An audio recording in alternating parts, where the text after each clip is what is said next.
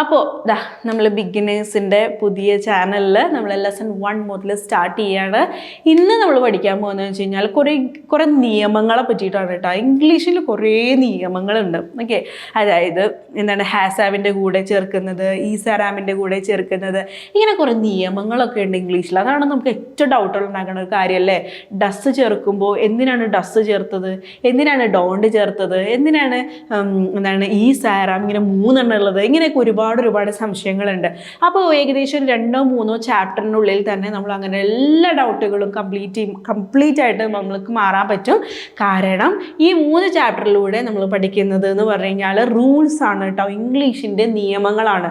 അപ്പോൾ ഇന്നത്തെ ആദ്യത്തെ ക്ലാസ് ആയിട്ട് നമ്മൾ എടുക്കാൻ പോകുന്നത് ഈസാരാമിൻ്റെ നിയമമാണ്. ഏറ്റവും ഫസ്റ്റ്ലി നമ്മൾ എടുക്കാൻ പോകുന്നത്, ക്ലാസ് അല്ല ഞാൻ എടുക്കുന്നത് കേട്ടോ, നിയമങ്ങൾ മാത്രമാണ് പഠിപ്പിക്കുന്നത്.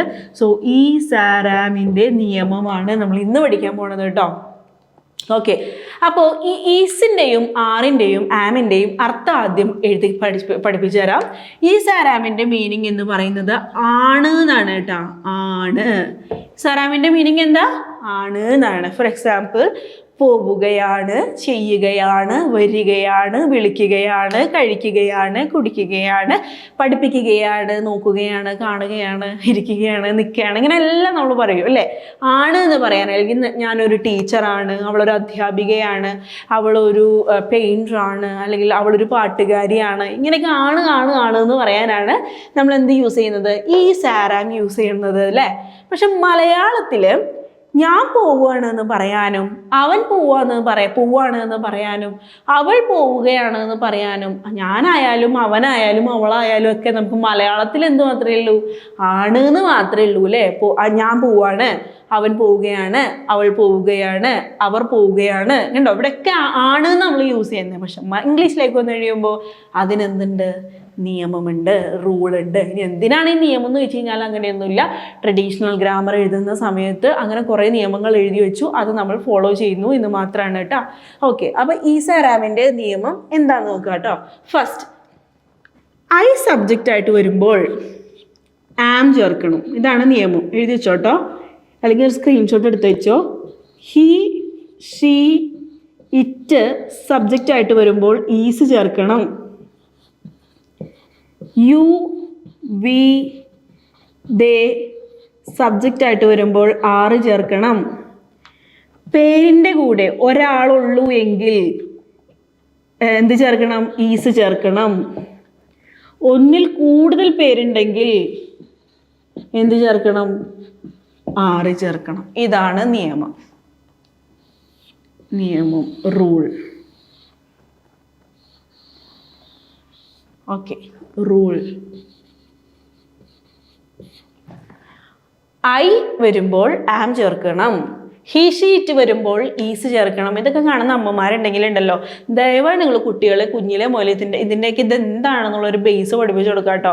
അല്ലെങ്കിൽ കുറേ ക്ലാസ്സുകൾ കഴിയുമ്പോൾ ഇംഗ്ലീഷിനൊക്കെ മാർക്ക് കിട്ടാനായിട്ട് നല്ല പാടാണ്. കാരണം ഗ്രാമറൊക്കെ നോക്കിയിട്ടായിരിക്കും മാർക്ക് ഇടുക. അപ്പോൾ നിങ്ങൾ ഇതുപോലെയുള്ള ഗ്രാമറൊക്കെ, ഇതുപോലെയുള്ള നിയമങ്ങളൊക്കെ ആദ്യം തന്നെ കുട്ടികളെ പഠിപ്പിച്ചു കൊടുക്കുക.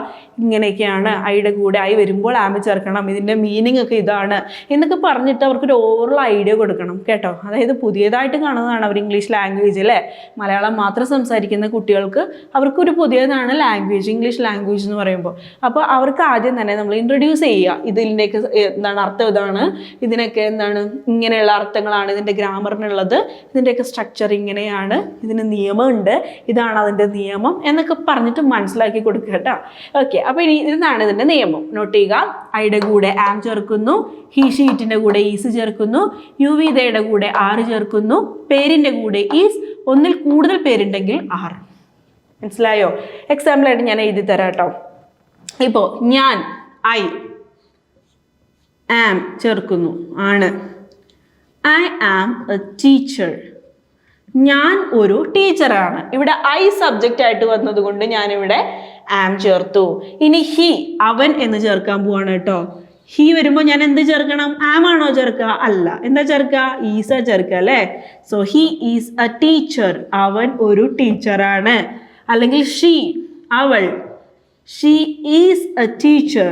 അവൾ ഒരു ടീച്ചറാണ്. അല്ലെങ്കിൽ ഇനി ഒരു പേരെഴുതാം, Meera. Meera is a teacher. കാരണം ഒരാളല്ലേ ഉള്ളൂ, മീര എന്ന് പറയുന്നത് ഒരാളാണ് അല്ലേ. So Meera is a teacher. അവൾ അല്ലെങ്കിൽ മീര ഒരു ടീച്ചറാണ്.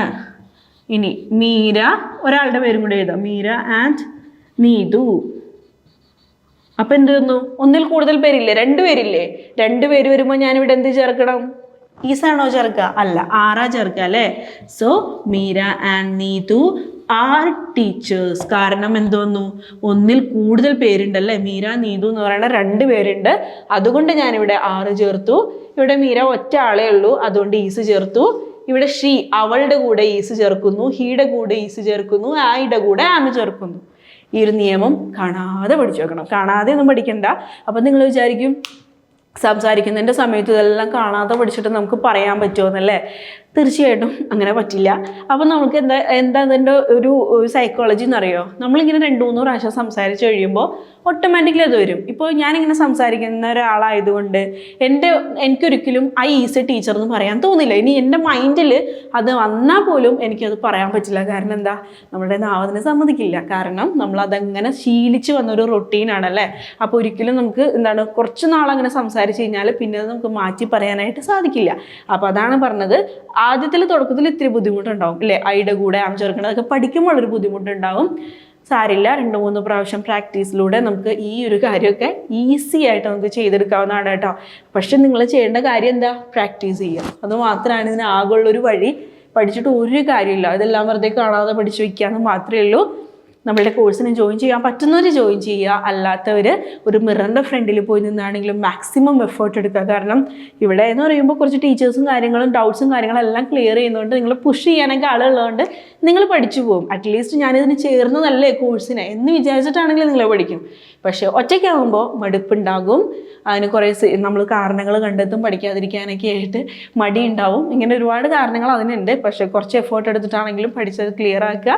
ഓക്കെ, അപ്പോൾ ഇതാണ് നിയമം, ഈ സാരാമിൻ്റെ നിയമം. ഓക്കെ, അപ്പോൾ ഇനി നമുക്ക് സെക്കൻഡ് ലെസണായിട്ട് വേറെ 2-3 നിയമങ്ങളും കൂടി ഉണ്ട്.